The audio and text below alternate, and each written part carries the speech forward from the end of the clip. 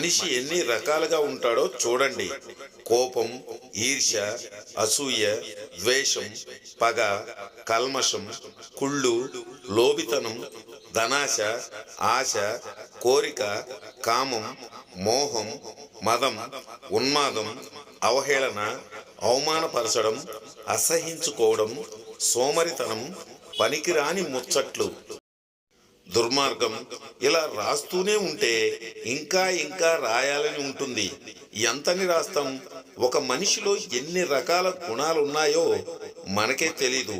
ఇవన్నీ ఉండటం వలన ఏమి లాభం?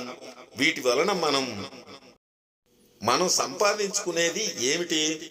సమాజంలో తల వంచుకోవడం తప్ప.